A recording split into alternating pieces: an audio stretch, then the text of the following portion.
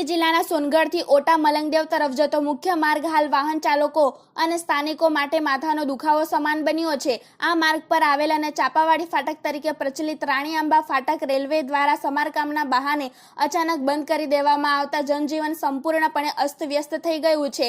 આ ફાટક સોનગઢને આહવા ડાંગ સુધી જોડતો એકમાત્ર મુખ્ય માર્ગ હોવા ઉપરાંત તાપી જિલ્લાના સરહદી ગામડાઓને પણ જોડતો હોવાથી તેની અગત્યતા અનેક ગણી વધી જાય છે। 24 કલાક ધમધમતા આ માર્ગ પર અચાનક ફાટક બંધ થવાથી સર્જાયેલી અવ્યવસ્થાએ તંત્રની બેદરકારી છતી કરી છે।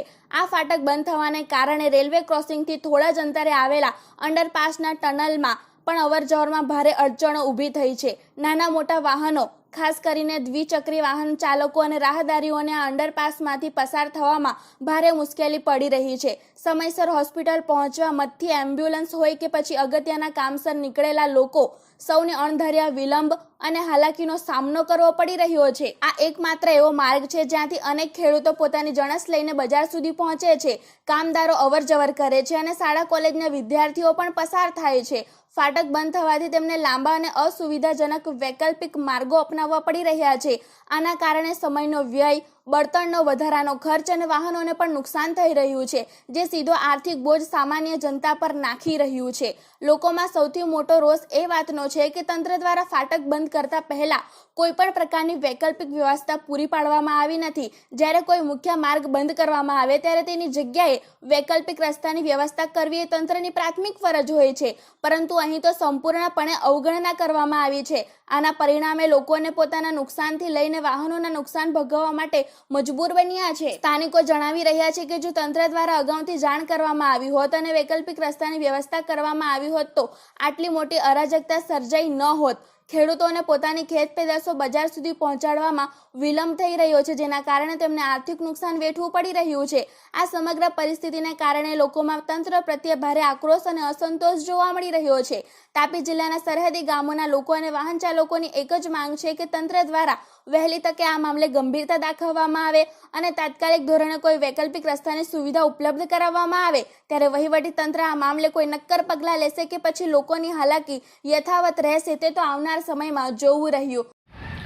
મારું નામ ચિમનભાઈ, હું મેડસિંગી ગામથી આવું છું। હવે સોનગઢમાં કંઈ લેવા જવા માટે કંઈ ખાતર છે, કંઈ ડીઝલ, કંઈ બી ગમે તે કંઈ કામ માટે જઈએ તો આ રેલવેવાળા દર વર્ષે આ ચોમાસું આવે ને રિપેર કામ કરવા ચાલુ કરી દેતા છે। હવે ઘરનાળામાંથી નીકળવા માટે બહુ ઘૂંટણ જેટલું પાણીમાં બહુ તકલીફ પડે છે। કોઈ કેટલાક વખત પડી જતા છે, હમણાં હવે આજે બી હું પડી ગયો। હવે કેટલી તકલીફ સહન કરવી પડે છે। નું નામ? રતિલાલ બાપુ રાવત, કયા ગામના? ઓટા। હા, બોલો શું તકલીફ છે ભાઈ? ભાઈ જવા દે ને, એટલે આ પુલકા નીચે બધું પાણી ભરાઈ ગયેલું છે, ખાડો જ છે, કોઈ જવાનો રસ્તો નથી, બીજું તે ફાટકો બંધ છે। તો તમારે અવર જવાનો બીજો કોઈ રસ્તો ના મળે રસ્તો, આ પુલકા નીચેથી જવું પડે એમ। હા, તો આ રસ્તો કયો લાગે તમારો સોનગઢથી? સોનગઢથી આ સીધો આ ઓટા મલમદેવ વાળો ચિંબીર વાળો રસ્તો લાગતો છે।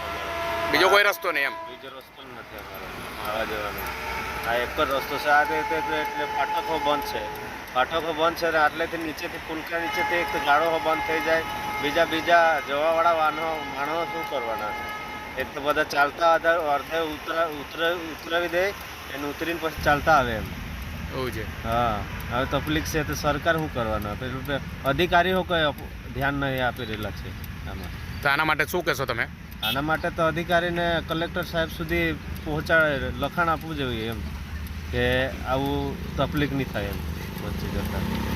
આ કાયમી જ છે તકલીફ કે પહેલી વાર થયો? ના, કાયમી રહે આ તકલીફ થાય એવું છે? હજુ પાણી ઓછું છે એટલે વરસાદ બંધ છે એટલે માટે, તો વરસાદ ચાલુ રહે તો ગાડી નહીં નીકળે, મોટર નાની ગાડીઓ નહીં નીકળે કે ફોર વ્હીલર નહીં નીકળે, પાણી બરાબર ભરાઈ જાય। ઓકે। બ્યુરો રિપોર્ટ, તાપી સ્વરાજ ન્યૂઝ, તાપી।